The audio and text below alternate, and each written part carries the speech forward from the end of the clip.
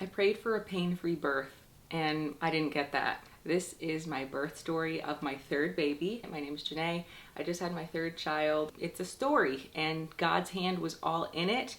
Even though, yes, I did pray for a pain-free birth, He didn't give me that.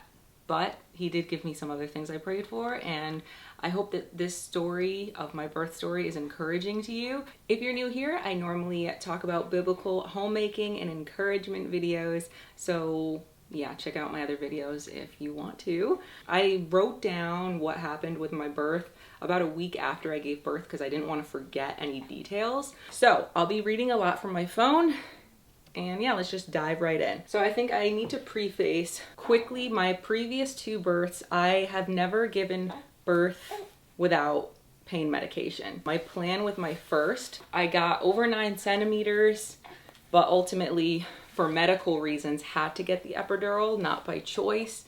But I did labor for 40. My first birth was a 40-hour labor actively. Active labor was 40 hours. That was not fun. Second birth, start to finish, was only 10 hours, but that thing was intense. I got the epidural at about 6 centimeters and then gave birth that way. So of course, both times the actual pushing the baby out, I did not feel.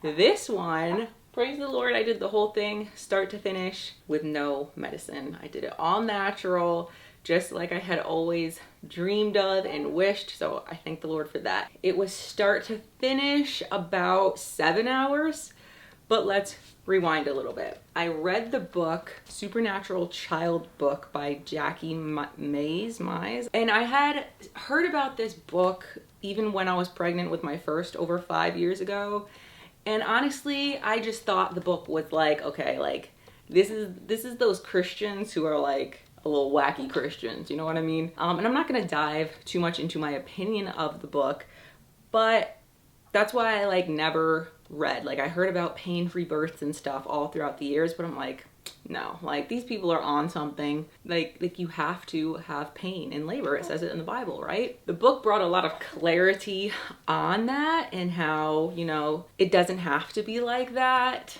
but I'm trying not to make this like a book review. I literally feel like there's sweat dripping down my forehead. Okay, so long story short, when I first got pregnant with him last year, I had this like huge piece about me of like, I was looking forward to giving birth and like the whole labor process. And I literally tell people like, it's literally God, because my 2 previous pregnancies and labors, and even like before I got pregnant with him, I'm like, oh, I am not looking forward to, you know, the labor part, because that's like the worst part, you know?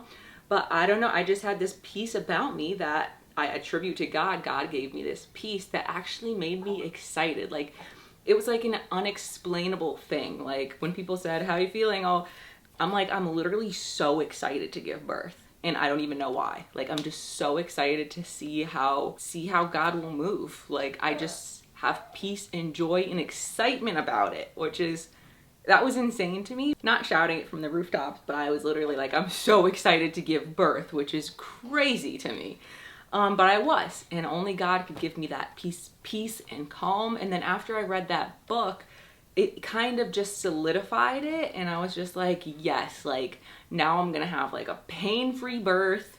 And all I did, like throughout my pregnancy, was work on increasing my faith, because all throughout the Bible it says, you know, by their faith this happened, by their faith this happened, by their faith.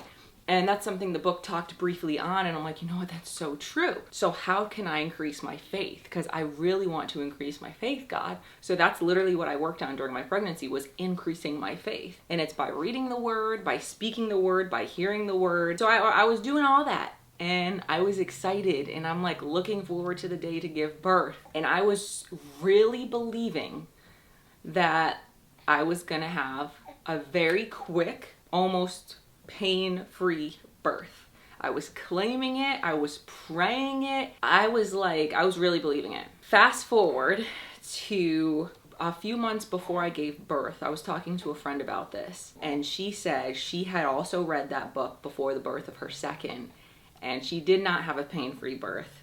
but it was like her redeeming birth. And if you're watching this video, you know who you are, girl.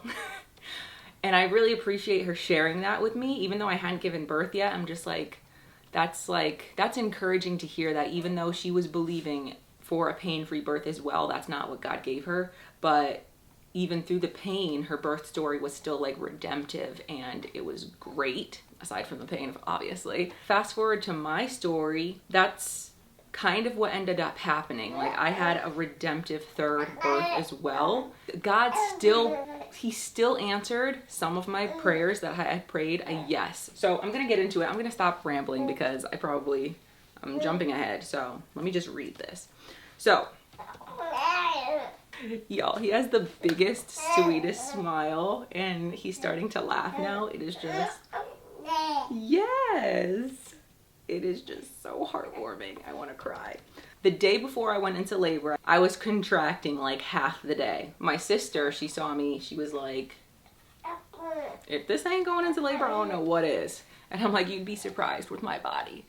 But I was kind of hoping I'd go into labor that day. I was literally contracting every 2 to 3 minutes, like noticeable like contractions for like half the day, from like noontime, 2 o'clock until like 8 p.m. And then they just stopped. And I'm just like, all right, this is great. Are we gonna have another scene of prodromal labor, which I had with my first? So that night I was 39 weeks and 6 days. So I had him literally right at 40 weeks, which is awesome also. That night I'm like, let me just try to do this mile circuit. Like, obviously I know God has his birth date already set and sealed, and I'm not gonna try to like go ahead of that. That's one thing that I was adamant about. Like, I'm not gonna try to self-induce earlier, even though I wanted to have this baby at like 36 weeks, 35 weeks. I'm like, if he's healthy, just let him come early. As long as I can like take him home and he's healthy, I'm like, he can come, because it was a rough pregnancy.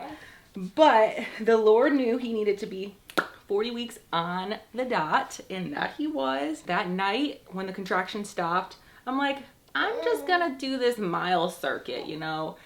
And it's a set of 3 exercises. You can look it up. I only did 2. It was like 10:30 at night, and I was laying in bed and the contractions had stopped, and I'm like, well, it's basically just like stretching. I'm not like forcing my body to do anything. So I did like 2 of the poses in bed and fell asleep.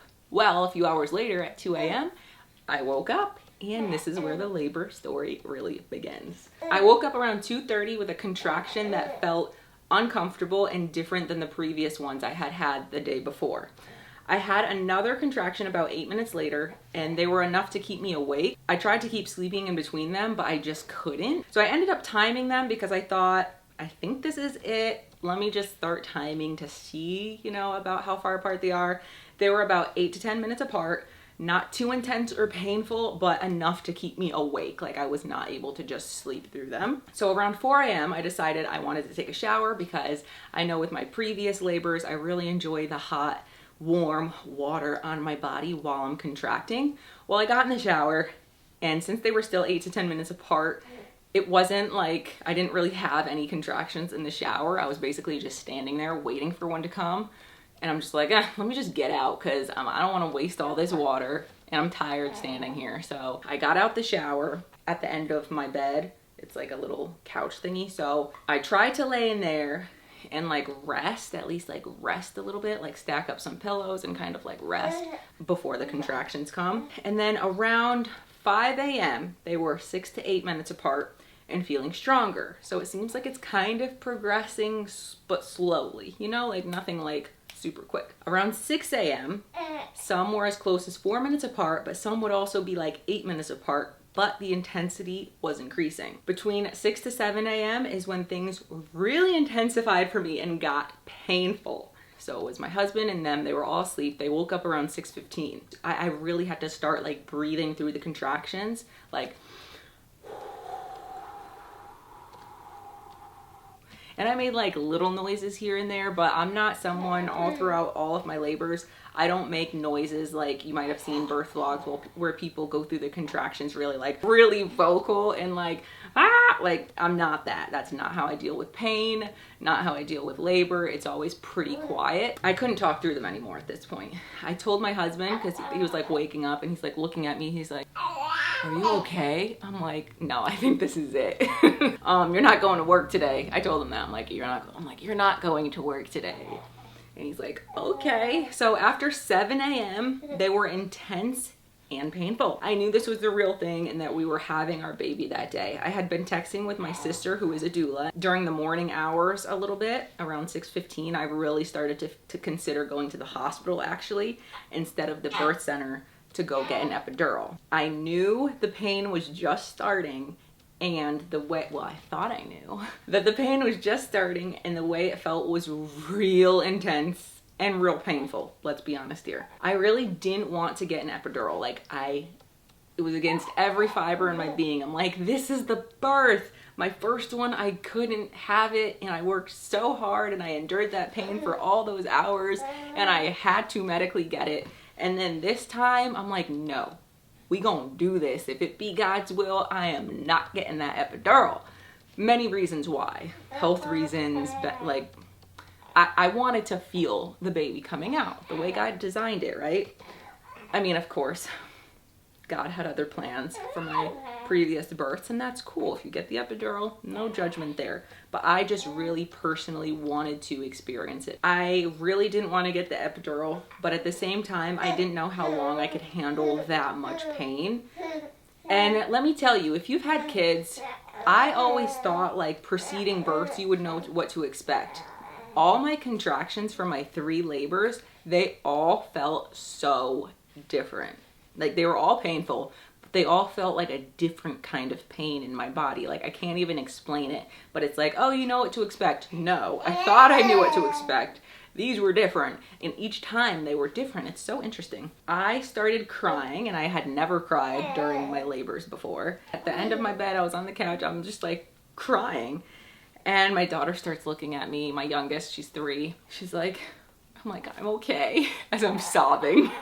And then my husband kind of explained to her. It's kind of a blur, I don't really remember. But it wasn't that I was just crying because of the pain. I was crying because of the emotions of going through, really considering just going to the hospital and getting the epidural and knowing that I didn't want to. But then also this pain really hurts, and like, this isn't what I wanted. So all these emotions were in me, and I was going back and forth. But that's like what brought me to tears. I texted my mom and my sister and my grandma about my doubts, because my grandma was actually up visiting. She was actually going home this day. So I texted them all that I was having doubts, and I think I'm gonna go to the hospital to get an epidural. And they were all kind of shocked, because they know that that's not like me at all. Even knowing how my last 2 births went, it takes a lot, like a lot for me to get, like take medicine, and they know how much I didn't want that epidural. My sister was the best. She sent me affirmations and biblical affirmations and scriptures and voice messages. But again, I was still honestly unsure, because for all I knew, I could still be sitting at 2 to 3 centimeters.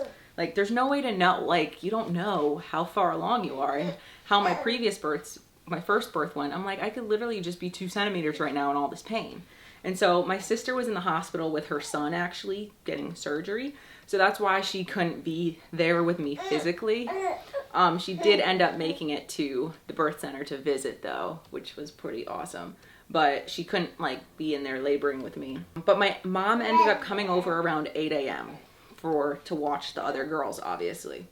And by 8:30, me and my husband were in the car on our way to the birth center. We arrived at the birth center a little after 9, and the baby was born right like a little after 10. We got to the birth center, not to give specific times or anything, but less than an hour later, baby was born. But let's rewind a second. Here's how that happened, and you're gonna see how God worked through the little details. So rewind. My mom arrives. All of a sudden, because you know they were like pretty far apart. Some were 4 minutes, but then some were still 8, ever since like 2 a.m. And now it's 8 a.m.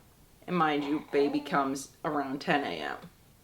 So here's what happened during that time. All of a sudden, when my mom arrived, they're like 2 to 3 minutes apart consistently. She's like, I think she looked worried. She came upstairs. She's like, I think you should go to the hospital. And I had called my midwife and she's like, yeah, you should probably start coming into to the birth center. And I'm like, but I don't want to get there too early and be like turned away, because that's happened before with one of my other births.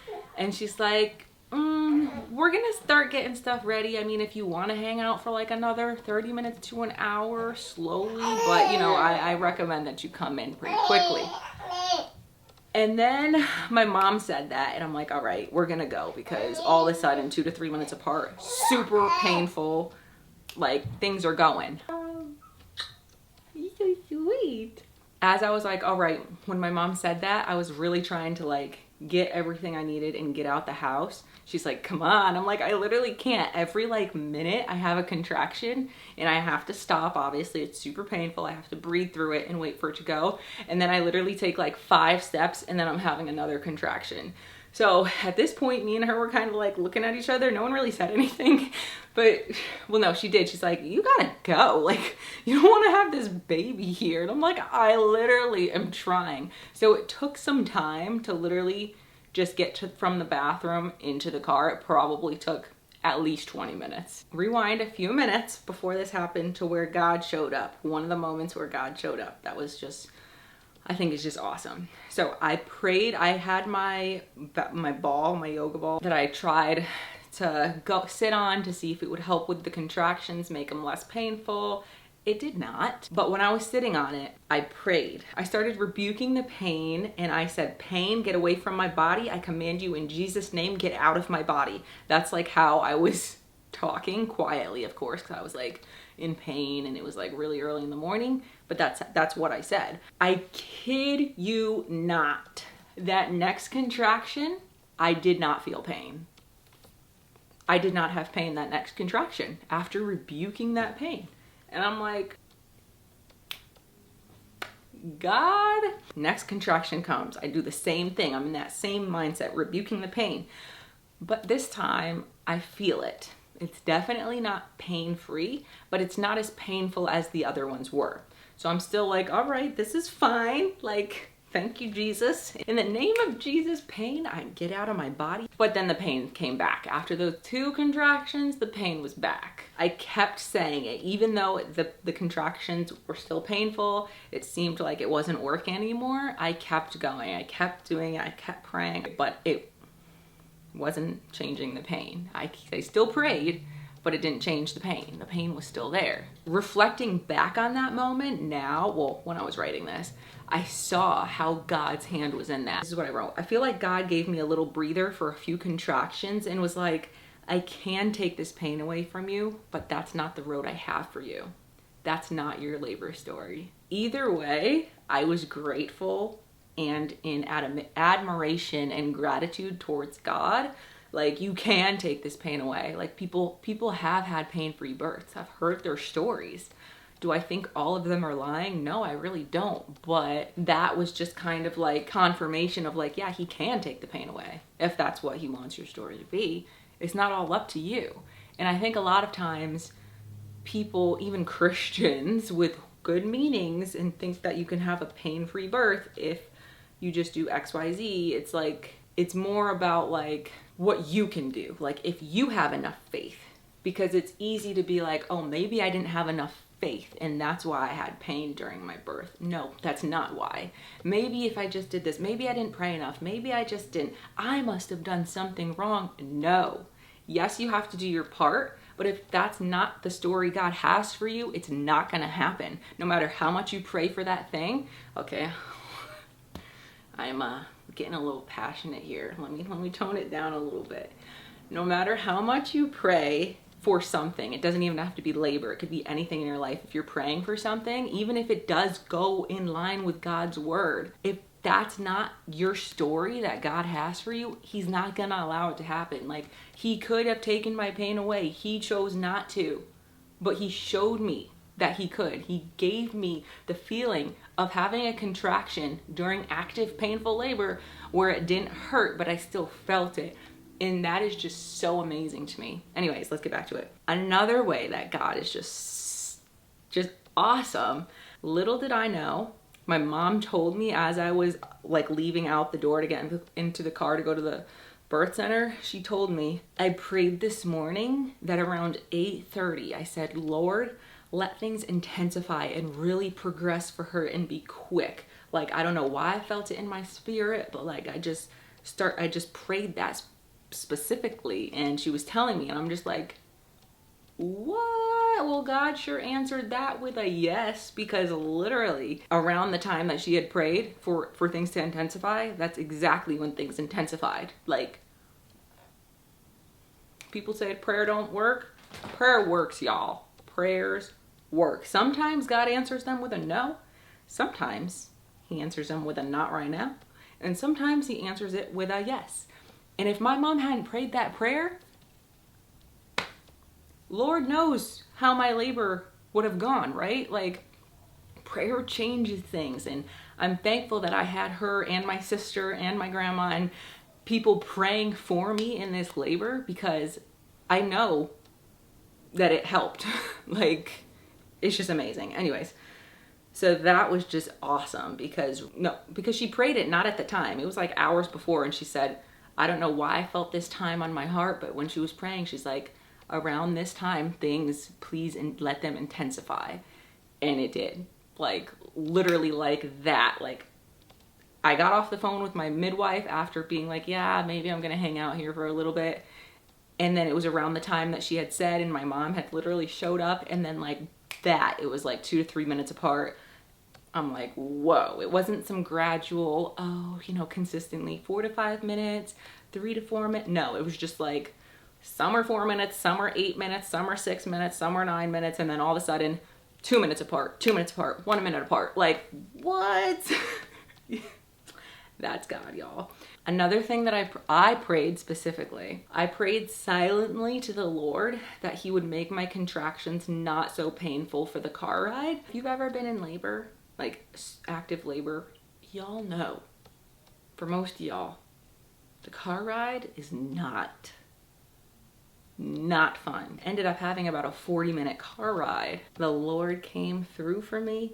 At the rate I was going before, when I was leaving the house, I should have had at least 10 contractions. I had about 4 to 5 the entire car ride there, and they were manageable. Put my hand in the car hook at one point to like breathe through it and get through, and I was like trying to sway through the contraction because they were still super painful, but that was helping. And I was closing my eyes and breathing, and then I was trying to relax my jaw and my face and just like,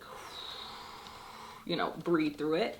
But like I said, I'm very silent when I give birth, and so even the sounds I was making, my husband was like not used to, even though he had seen me during my 2 previous births. He's like, he was driving, he literally looked over and was like, are we gonna make it? He thought like, are we gonna, like, please don't tell me we're gonna have this baby in the car. But then I looked at him as I was in the contraction. I didn't look at him, but I'm like, God's gonna get us there. Like, don't worry. I had this peace about me. I'm like, God's gonna get us there. Of course, there's traffic on our way there, which there's usually never traffic at the place where there's traffic.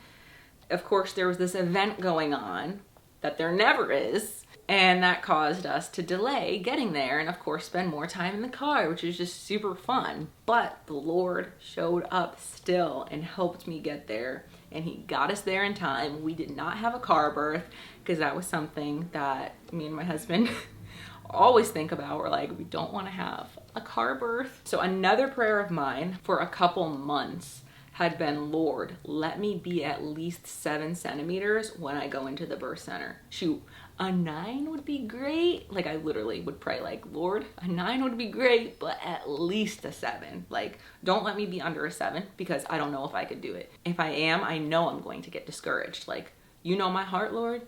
I will get discouraged, and at this rate, if I'm any lower than a 7, I'll probably just walk out of there and be like, bring me up to the hospital, because not that I can't do this, but I can't do this. I don't want to do this. Bring me up to get to epidural, which is something I really don't want to do, and I don't want to get discouraged. So Lord, let me be at least a 7. Not to go into it, but I do have previous labor trauma. That's a whole thing. I'm not gonna go into that in this video.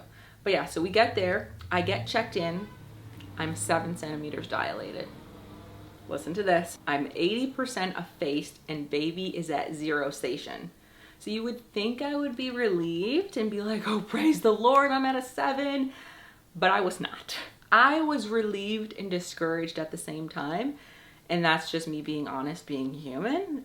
Because I'm like, oh, I'm not even 100% effaced yet. And baby isn't dropped all the way down. Like, we could be here for half a day. Like, you don't know how these things go. So I wanted to get in the tub. Like, I was like, okay, I'm at 7. I told the Lord I want to be at least 7. He came through for me, so I'm gonna stay here. We're gonna do this. But I'm like, yeah, I want to get in the tub. So they started filling the tub up, and while they were filling it up, they recommended, you want to try the shower? I'm like, yeah, sure, bet. So I walked to the bathroom to get undressed, and I said, oh no, I'm gonna throw up. So I threw up about 5 times, and then I finally got in the shower. So I get into the shower, my husband's helping me. Then after about 2 contractions, so like 5 minutes probably go by from the time I was like, got there, got checked, threw up in the toilet, got in the shower, standing in the shower for like 5 minutes, and then I said, I feel a lot of pressure down there, like I have to poop. I think I have to poop. And the nurse or the midwife, honestly, I don't know who it was because I wasn't looking at anyone, like making eye contact. I was just like trying to be in my zone. I just kind of saw feet over there. I knew my husband was like over there next to me, and then like me. And like I'm trying to listen to my body and be in tune with what my body's trying to tell me. And so I said that, and the nurse or midwife, whoever it was, said that's normal. Didn't seem very concerned. The next contraction, a gush of fluid comes out of me, but it's like a little bit colored. So I knew some of my mucus plug was in it. So I tell my husband, go get someone and tell them, like, make sure everything's okay. Make sure like baby didn't poop inside of me or something. So he tells them things seem normal. They don't seem too concerned. So I'm pretty sure it was my water breaking because it felt like the iconic moment in movies where it's just like whoosh. And my previous 2, I didn't feel my waters breaking. One of them broke as like right before I started pushing, and I had the epidural so I couldn't feel it. And then the other one, they manually broke my water. So it was not like the natural breaking of waters. And that was also something that I told God just like a few days prior. I'm like, it would be cool to feel my water breaking. Like I've never felt that, and I really want to feel like what that feels like. And I kid you not, it was like not the slow trickle that it was like, he said, you want to feel your water breaking? Bam. So that's another thing I thought was pretty cool. And people can talk this away and say, oh, that's not God. It's God, okay? For me and my life and my relationship with the Lord, I know that's all him, okay? Because he didn't have to do that. So I'm giving him the credit. So anyway, the next contraction, right after the water breaking, my body is instinctively bending at the knees and slightly pushing. Like, I've heard this happen before, but I'm like, I don't really know how that happens because I've never experienced it. I was like, it's like you're bending without even like bending. Like your body's just going down, like bearing down, as they say. And I said, babe, I have to push this baby. This baby is coming. Like, get the midwife now. I'm like, I think the baby's like gonna come out in the shower.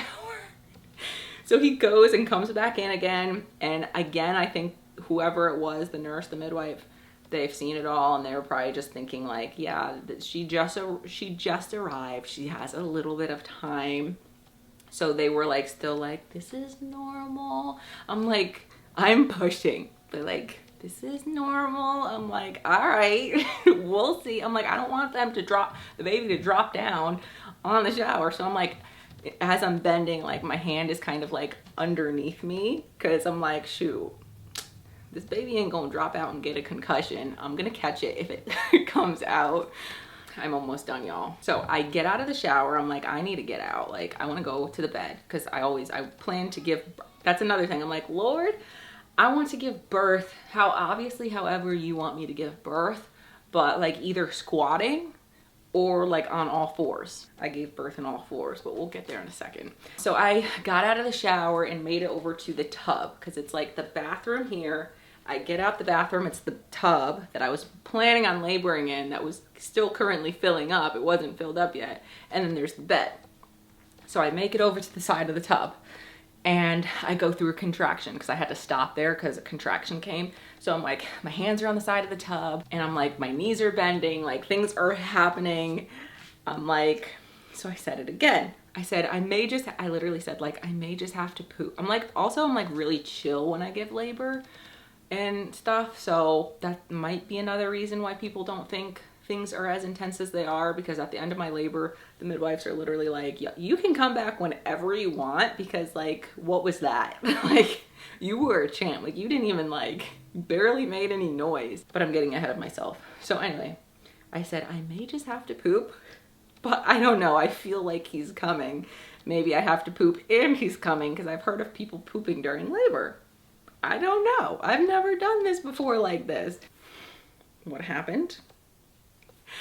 So the way I was moving and the noises I started making, I think they realized, oh snap, this baby really is coming. So they put a pillow underneath me and she got her gloves on and her hands were waiting underneath for the baby. I go through about 3 to 4 contractions standing and I get really tired. So the midwife's like, if you want to go now, because you know another contraction is coming. So go to that bed. So I go over to the bed, I get on all fours, and all of a sudden, the next push, the next contraction, I'm like pushing with the contractions, got fiery and painful like never before. And that's where my notes end. And I'm wrapping this up because my camera's dying. The ring of fire, y'all. The ring of fire. That's all I'm gonna say. It was fiery.